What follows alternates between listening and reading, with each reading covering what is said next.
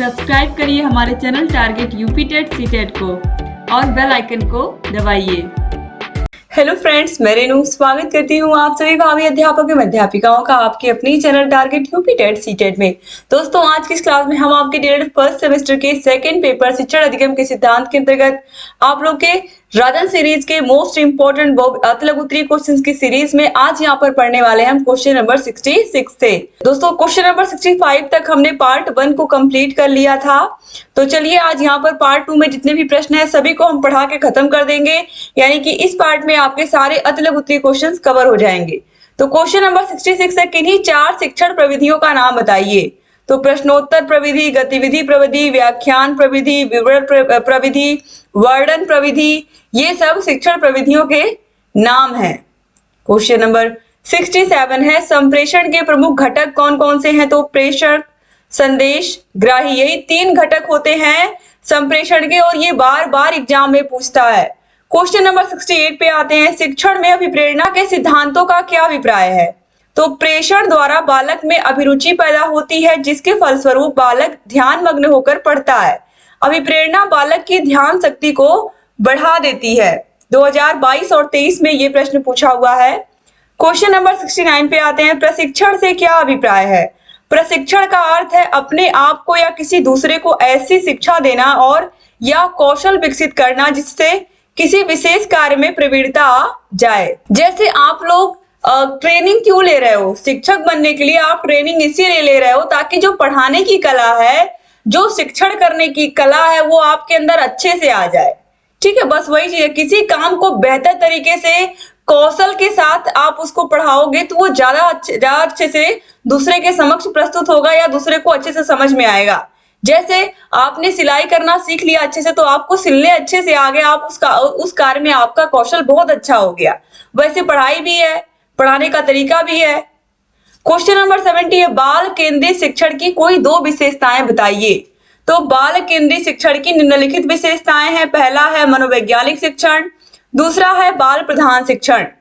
तो मनोवैज्ञानिक शिक्षण, यह शिक्षण पूर्ण रूप से मनोवैज्ञानिक होता है, और बाल प्रधान शिक्षण, इस शिक्षण की प्रमुख विशेषता बालक की प्रधानता होती है, यानी कि बालक को ध्यान में रख करके हम पढ़ाते हैं।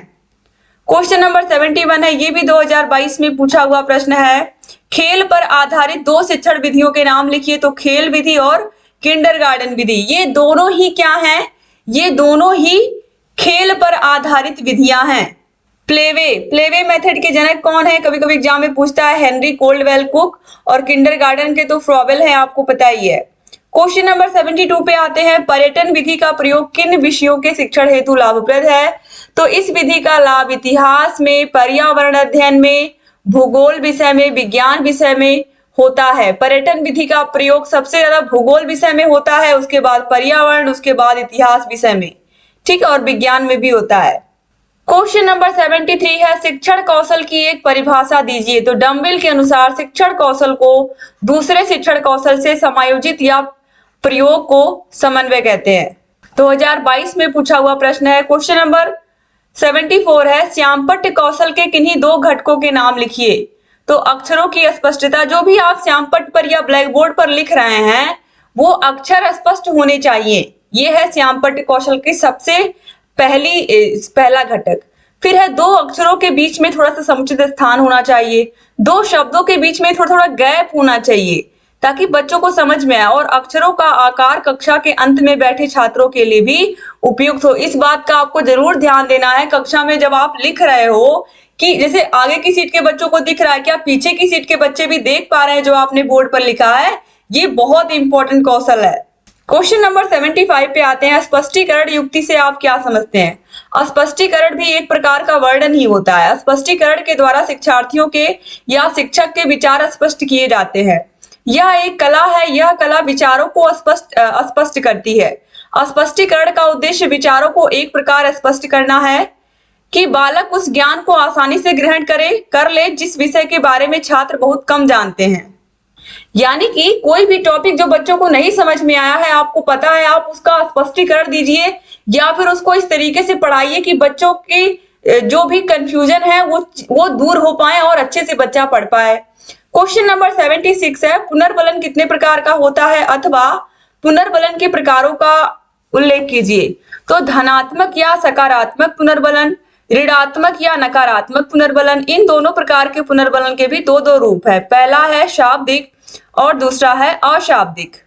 तो इसके बाद आगे बढ़ते हैं। तो यहाँ पर देखिए पुनर्बलन आप लोगों को पहले ही मैंने बताया था कल की क्लास में भी कि जो पुनर्बलन होता है ये शाब्दिक भी होता है और अशाब्दिक भी होता है। ठीक है, शाब्दिक जैसे शाबाश, बहुत अच्छे, इस तरीके के शब्दों का प्रयोग करके, और अशाब्दिक में टीचर के चेहरे का भाव देख करके ही बच्चे समझ जाते हैं कि टीचर गुस्सा होकर के बोल रहे हैं या प्यार से बोल रहे हैं। ठीक है, तो ये अशाब्दिक।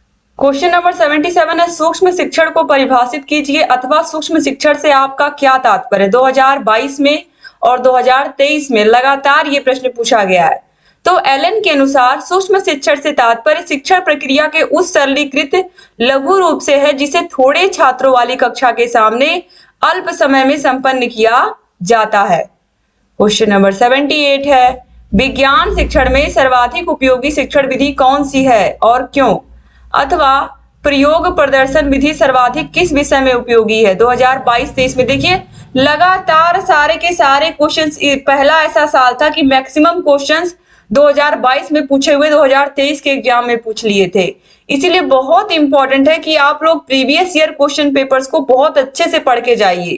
तो देखिए विज्ञान शिक्षण में प्रयोग प्रदर्शन एवं अनुसंधान विधि सर्वाधिक उपयोगी है क्योंकि इसी के द्वारा बालक करके सीखता है। क्वेश्चन नंबर 79 है, अपेक्षित अधिगम स्तर से आप क्या समझते हैं अथवा अपेक्षित अधिगम का शाब्दिक अर्थ बताइए। 2022 में, 2023 में, 2019 में ये प्रश्न पूछा हुआ है। इसके अलावा अपेक्षित अधिगम स्तर की संकल्पना क्या है। देखिए इस शब्द की संरचना में तीन शब्द हैं, अपेक्षित, अधिगम और स्तर। तो अपेक्षित से तात्पर्य है ज्ञात करना, अधिगम का अर्थ होता है सीखना और स्तर का आशय है उपलब्धि के स्तरों से लगाया जाता है। यानी कि एक कक्षा में कम से कम बच्चा कितना सीख पा रहा है। जैसे कक्षा 1 का बच्चा, मैंने बार बार एग्जांपल दिया है कि अगर बच्चे को आ से लेकर के ज्ञ तक आ गया, 1 से लेकर के 100 तक गिनती आ गई, थोड़े बहुत पहाड़े भी मान लीजिए उसको याद हो रहे हैं, इसके अलावा A to Z तक उसको इंग्लिश में भी आ गया है, अगर इतना भी बच्चे ने सीख लिया, कम से कम इतना हर बच्चे को आना चाहिए। किसी भी कक्षा में एक बॉर्डर लाइन होती है कि कम से कम इतना तो हर बच्चे को आना चाहिए। और ज्यादा आ रहा है, बच्चा शब्दों को पढ़ ले रहा है, बच्चा मात्रा लगा करके पढ़ ले रहा है, तो ये अच्छी बात है। लेकिन यहाँ पर देखिए कम से कम इतना तो हर बच्चे को आना ही चाहिए। यही होता है अपेक्षित अधिगम स्तर, जिसको हम न्यूनतम अधिगम स्तर भी कहते हैं। क्वेश्चन नंबर 80 है, संप्रेषण की एक परिभाषा दीजिए। तो संप्रेषण दो व्यक्तियों के मध्य में बातचीत करने का माध्यम है। दो व्यक्तियों के मध्य भावों, विचारों और अन्य तथ्यों का आदान प्रदान ही संप्रेषण कहलाता है। 2022 में देखिए पूछा हुआ प्रश्न है। क्वेश्चन नंबर 81 है, शिक्षण के किन्हीं दो शिक्षण सूत्रों को लिखिए। तो सरल से जटिल की ओर, ज्ञात से अज्ञात की ओर, मूर्त से अमूर्त की ओर, पूर्ण से अंश की ओर, ये सभी शिक्षण सूत्र हैं। 2018-2022 में पूछा हुआ प्रश्न है। क्वेश्चन नंबर 82 पे आते हैं, बहुस्तरीय कक्षा शिक्षण का अर्थ स्पष्ट कीजिए अथवा बहुस्तरीय कक्षा शिक्षण किसे कहते हैं। तो बहुस्तरीय कक्षा शिक्षण से आशय ऐसे शिक्षण से है जिसमें 2 या 2 से अधिक कक्षाओं के बालकों को एक साथ उनकी व्यक्तिगत रुचियों तथा आवश्यकताओं को ध्यान में रखकर शिक्षा दी जाती है। ठीक है, तो बहुस्तरीय कक्षा में क्या होता है कि 2 या 2 से अधिक कक्षाओं के बालकों को एक साथ उनकी व्यक्तिगत रुचियों और आवश्यकताओं को ध्यान में रख करके शिक्षा दी जाती है। क्वेश्चन नंबर 83 है, शिक्षण को परिभाषित कीजिए। तो देखिए बी.एफ. स्किनर ने क्या कहा है, शिक्षण पुनर्बलन की आकस्मिकताओं का क्या है, क्रम है, और ये बहुत इंपॉर्टेंट परिभाषा है। देखिए 2019 में तो पूछी भी गई है। क्वेश्चन नंबर 84 है, किन्हीं दो शिक्षण सिद्धांतों का नाम उल्लेख करिए। तो पहला है क्रियाशीलता या करके सीखने का सिद्धांत। तो इस सिद्धांत में को सीखने के लिए छात्र का क्रियाशील होना बहुत जरूरी है, या फिर विज्ञान विषय में इस सिद्धांत का बहुत उपयोग है। इसके अलावा रुचि का सिद्धांत, इस सिद्धांत के अनुसार शिक्षण कार्य करते समय शिक्षक को छात्र की रुचि का सर्वप्रथम पता लगाना चाहिए। यानी कि हम जो पढ़ा रहे हैं उसमें बच्चा इंटरेस्ट ले भी रहा है कि नहीं ले रहा, केवल हम पढ़ाते जा रहे हैं, तो ये भी बहुत इंपॉर्टेंट है। क्वेश्चन नंबर 85 पे आते हैं, प्रभावी संप्रेषण के 2 तरीके बताइए। तो शिक्षण के उद्देश्य तथा विशिष्ट उद्देश्य होने चाहिए। पाठ की तैयारी शिक्षक को पूर्व में ही कर लेनी चाहिए। क्वेश्चन नंबर 86 है, शिक्षण सूत्रों से होने वाले 2 लाभ बताइए। तो शिक्षण मनोवैज्ञानिक होता है और शिक्षण प्रभावी होता है। क्वेश्चन नंबर 87 है, प्रकृति का अनुसरण सूत्र से आपका क्या तात्पर्य है? इस शिक्षण सूत्र के अनुसार प्रकृति को माध्यम बनाकर बालकों को शिक्षण प्रदान किया जाता है। 2019 में देखिए पूछा हुआ प्रश्न है। क्वेश्चन नंबर 88 है, प्रश्नोत्तर प्रविधि के 2 लाभ बताइए। तो विद्यार्थी प्रश्न पूछता भी है और प्रश्नों के उत्तर भी देता है। इससे उसमें विश्वास की भावना जागृत होती है तथा साथ ही उसकी संकोच करने की जो प्रवृत्ति है वो समाप्त होती है। दूसरा है, छात्रों में रुचि एवं जिज्ञासा बनी रहती है जिससे वह ज्ञान सरलता से प्राप्त कर सकते हैं। यानी कि जो प्रश्नोत्तर प्रविधि है इसमें बच्चों से क्या होता है, बच्चे प्रश्न पूछते हैं और शिक्षक बच्चों के प्रश्नों का उत्तर देते हैं और शिक्षक भी प्रश्न पूछते हैं, बच्चे उन प्रश्नों का उत्तर देते हैं। तो इससे क्या होता है, एक तरीके से एक बॉन्ड बन जाता है शिक्षक और बच्चों के बीच में। बच्चों के अंदर जो भी क्यूरियोसिटी होती है टीचर उसको शांत करते हैं उत्तरों को बता करके। तो इस तरीके से बच्चों का जो विकास होता है वो बहुत अच्छे से होता है प्रश्नोत्तर प्रविधि के माध्यम से। क्वेश्चन नंबर 89 पे आते हैं, शिक्षण में खेल प्रविधि का महत्व बताइए। तो खेल प्रविधि के जन्मदाता यूरोप के प्रसिद्ध शिक्षा शास्त्री कोल्डवेल कुक हैं।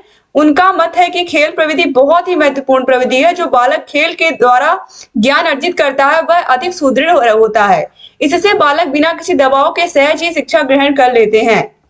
दोस्तों, जो खेल प्रविधि होती है, जो खेल है हमारे जीवन में, जो लोग भी खेलते हैं, कोई भी खेल हो, चाहे वो फुटबॉल हो, क्रिकेट हो, वॉलीबॉल हो, टेनिस हो, ठीक है, बैडमिंटन हो, कोई भी खेल हो दोस्तों, अगर कोई खेल रहा है तो अपने जीवन में कोई भी मुश्किल आती है तो एक सामान्य इंसान से की अपेक्षा वो अच्छे से उस मुश्किल से बाहर निकल पाता है, क्योंकि खेल में हार जीत लगी रहती है। जीवन में भी वही चीज है, आज खुशी है तो कल, आज का दिन बहुत अच्छा लग रहा है तो कल का दिन बिल्कुल नहीं अच्छा लगेगा। अक्सर ऐसा होता है हमारे साथ। लेकिन जो खिलाड़ी होता है वो गेम खेलता है, उसको पता है या तो मैं हारूंगा या तो मैं जीतूंगा, तो वो लोग पहले से उसके लिए प्रिपेयर रहते हैं।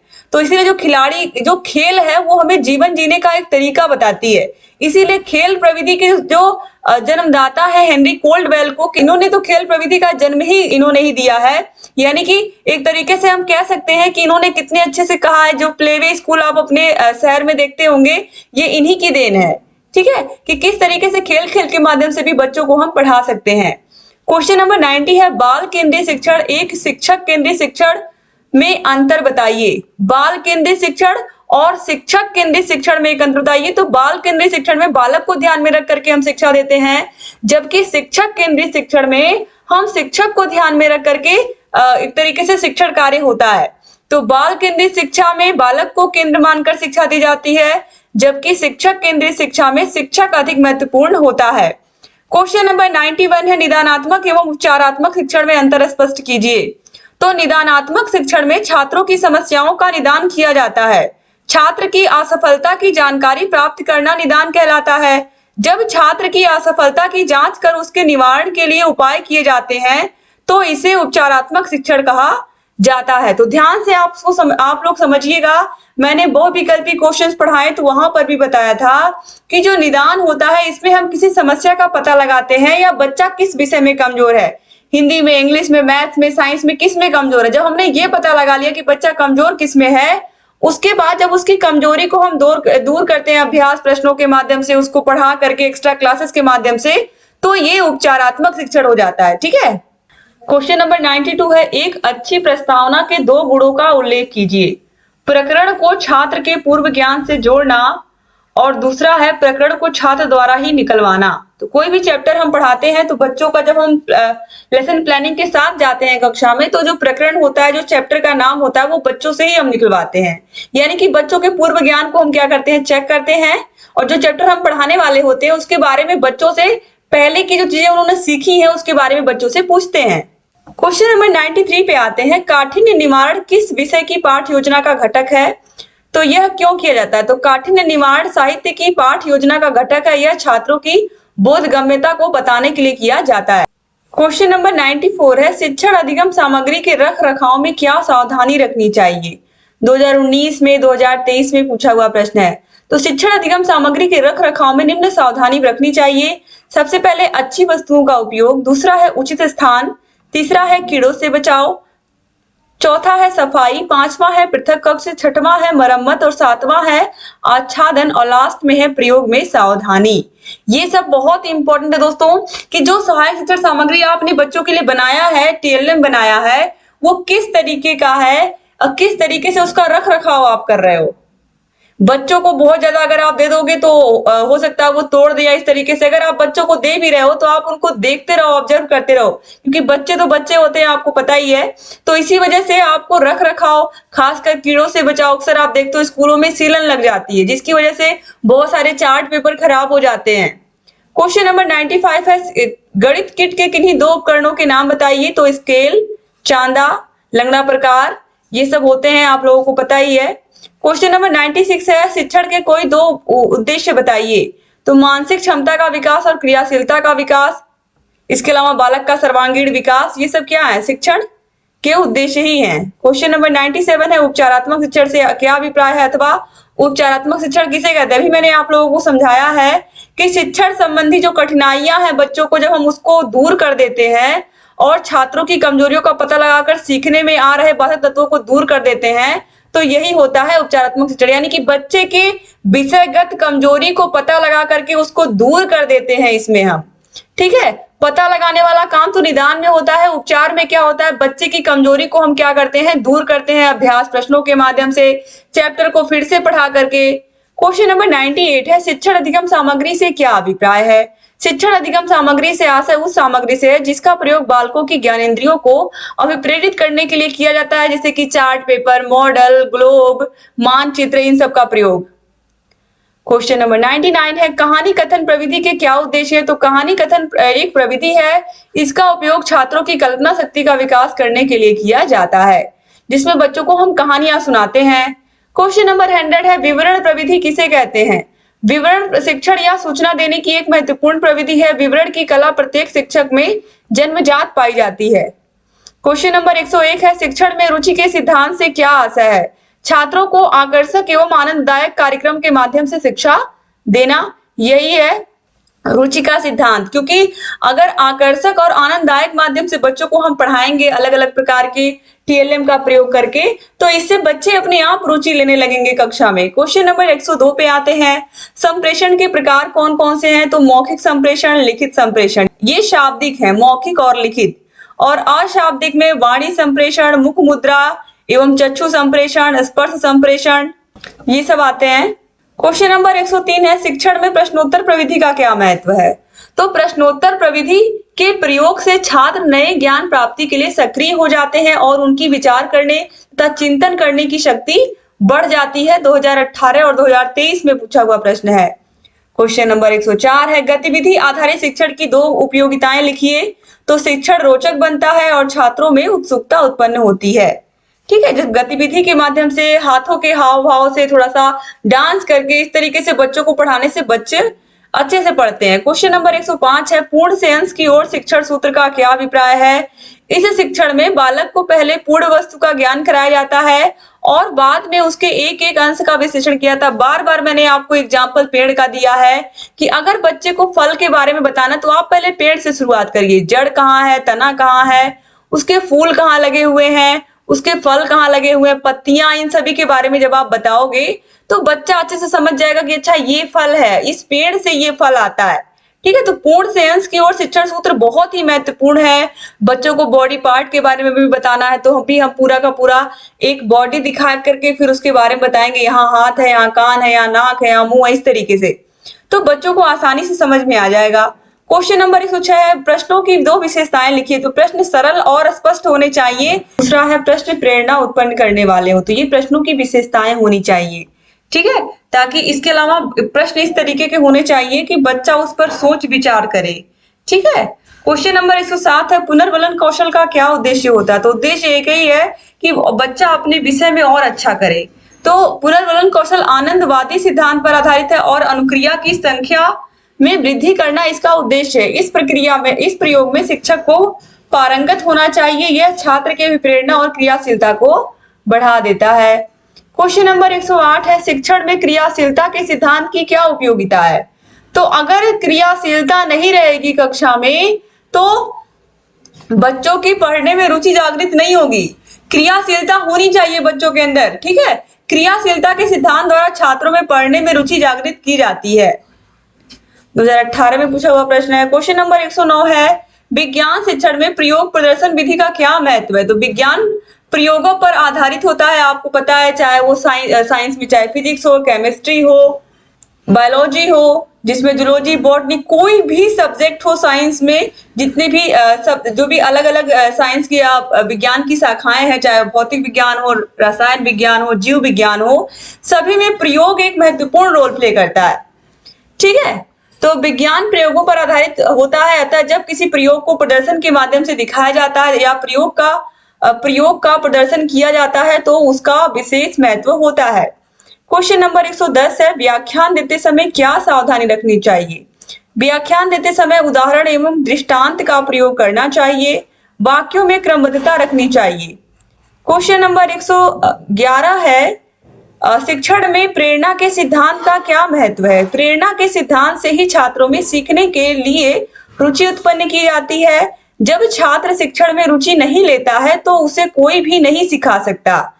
बच्चे को अभिप्रेरित करने के लिए उसकी जन्मजात रुचियों की मदद लेना आवश्यक है। रुचि उत्पन्न होने पर उसकी ज्ञान ग्रहण करने की शक्ति बढ़ जाती है। क्वेश्चन नंबर 112 है, मूर्त से अमूर्त शिक्षण सूत्र से क्या आशय है। मूर्त से अमूर्त शिक्षण इस तथ्य पर बल देता है कि सर्वप्रथम बच्चों को मूर्त यानी कि स्थूल वस्तुओं का ज्ञान कराना चाहिए, तत्पश्चात जो चीजें नहीं दिखाई दे रही है या सूक्ष्म है उन तथ्यों का ज्ञान कराना चाहिए। तो मूर्त वस्तुएं वे वस्तुएं होती हैं जो कक्षा में दिखाई देती हैं, जिनको पहचानना तथा समझना सरल होता है। जैसे बच्चा घर में है तो उसको जो भी चीजें दिखाई दे रही है, अलमारी है, दरवाजा है, मेज है, बेड है, ठीक है, खिड़की है, दरवाजे हैं, फैन है, जो भी चीजें उसको दिख रही है उसके बारे में आप उसको पहले पूछो। पहले जो चीजें उसको सामने दिखती है, ऐसे क्लासरूम में भी जो चीजें दिख रही है पहले उसके बारे में बच्चे से पूछा जाए। फिर जो क्लास में उसको नहीं दिखाई दे रही है, जैसे कि क्लास के बाहर सड़क, स्कूल के बाहर सड़क जा रही है, सड़क के आसपास बहुत सारे पेड़ पौधे हैं, पार्क है, तब बच्चों को आप उन चीजों के बारे में सोचने को कहेंगे। तो इस तरीके से बच्चों में ये जरूरी है कि जो चीजें पहले उनको दिखाई दे रही है उनके बारे में बात की जाए, फिर जो नहीं दिखाई दे रही है उनके बारे में भी बात की जाए। क्वेश्चन नंबर 113 है, निदानात्मक परीक्षण किसे कहते हैं। तो निदानात्मक परीक्षण से तात्पर्य किसी रोग का निदान करना है। जिस प्रकार चिकित्सक किसी रोग का निदान करता है उसी प्रकार एक शिक्षक भी अपने छात्र की समस्याओं का उपचार करता है, उसकी विषयगत समस्याएं तथा अधिगम संबंधी त्रुटियों का निदान करता है। एक तरीके से कह सकते हैं कि जो विषय में कमजोरी होती है उसका पता लगाना ही क्या होता है, निदान होता है। क्वेश्चन नंबर 114 है, बहुस्तरीय शिक्षण का क्या उद्देश्य है। तो सबसे पहला है शिक्षण प्रक्रिया को सुचारू रूप से चलाना, दूसरा है विद्यालय में अनुशासन बनाए रखना, तीसरा है शैक्षिक समस्याओं का समाधान करना, चौथा है छात्रों में समय के सदुपयोग की आदत डालना, पांचवा है छात्रों में सृजनात्मक शक्ति का विकास करना। क्वेश्चन नंबर 115 है, खेल पर आधारित किन्हीं दो शिक्षण पद्धतियों का उल्लेख करिए। तो किंडरगार्टन विधि और मॉन्टेसरी विधि। क्वेश्चन नंबर 116 है, शिक्षण में प्रश्नोत्तर प्रविधि का क्या महत्व है। तो शिक्षण में प्रश्नोत्तर प्रविधि का महत्व निम्नलिखित है। पहला है शिक्षण मूल्यांकन हेतु, दूसरा है नवीन ज्ञान का संबंधीकरण हेतु, तीसरा है जिज्ञासा हेतु, चौथा है पाठ विस्तार हेतु और पांचवा है रुचि एवं एकाग्रता बनाए रखने हेतु। क्वेश्चन नंबर 117 है, मनोविज्ञान और निर्देशन विभाग कहाँ है। तो मनोविज्ञान और निर्देशन विभाग प्रयागराज यानी कि इलाहाबाद में स्थित है। क्वेश्चन नंबर 118 है, शिक्षण की आगमन विधि से क्या अभिप्राय है। तो शिक्षण की आगमन प्रविधि में छात्र विशिष्ट से सामान्य की ओर अग्रसर होता है। इस प्रविधि का अधिकांश प्रयोग व्याकरण शिक्षण में किया जाता है। क्वेश्चन नंबर 119 है, दक्षता अधिगम शिक्षण विधि के सोपान बताइए। 2015 में 2016 में पूछा हुआ प्रश्न है ये। तो दक्षता आधारित शिक्षण विधि के निम्नलिखित सोपान है। पहला है पूर्व तैयारी उद्देश्य निर्धारण, सहायक सामग्री व्यवस्था करना, विषय वस्तु का प्रस्तुतिकरण करना, नियम निर्णय का समन्वयीकरण, सूचीकरण, अभ्यास कार्य के मध्य की गई त्रुटियों का शुद्धिकरण करना और लास्ट है प्रयोग। क्वेश्चन नंबर 120 है, रुचिपूर्ण शिक्षण क्या होता है। तो यह शिक्षकों हेतु एवं शिक्षकों द्वारा बनाया गया कार्यक्रम है। इसमें शिक्षक छात्रों की रुचियों के अनुसार स्थानीय आवश्यकताओं को दृष्टिगत रखते हुए अपने शिक्षण कार्य को प्रभावशाली स्वरूप देते हैं ताकि बच्चों को समझाना पढ़ाना और इजी हो पाए। क्वेश्चन नंबर 121 है, रुचिपूर्ण शिक्षण का प्रमुख उद्देश्य क्या है। तो रुचिपूर्ण शिक्षण के प्रमुख उद्देश्य निम्नवत हैं। पहला है रटने की अपेक्षा सिखाने पर अधिक बल देना, सीखने को आनंददायी बनाना, तीसरा है बालक के व्यक्तित्व का विकास करना और चौथा है ह्रास एवं अवरोधन को रोकना। क्वेश्चन नंबर 122 है सहभागी शिक्षण के दो उद्देश्य बताइए। तो कक्षा के नीरस वातावरण को दूर कर उसे आनंददायक बनाना और छात्रों का सर्वांगीण विकास करना। क्वेश्चन नंबर 123 है शिक्षण की क्रियाशीलता के सिद्धांत का क्या अर्थ है। तो क्रियाशीलता के सिद्धांत का अर्थ है छात्र को स्वयं की क्रिया द्वारा ज्ञान प्राप्त करना, या छात्र खुद के द्वारा जो ज्ञान प्राप्त करते हैं खुद करके, वही होता है क्रियाशीलता का सिद्धांत। क्वेश्चन नंबर 124 है पाठ प्रस्तावना कौशल का क्या उद्देश्य होता है। तो प्रस्तावना कौशल में हम क्या चेक करते हैं, बच्चे का पूर्व ज्ञान चेक करते हैं, पहले उसने कितना सीखा है।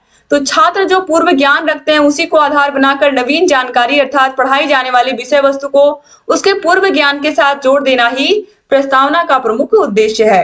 क्वेश्चन नंबर 125 है पुनर्बलन कौशल से क्या अभिप्राय है।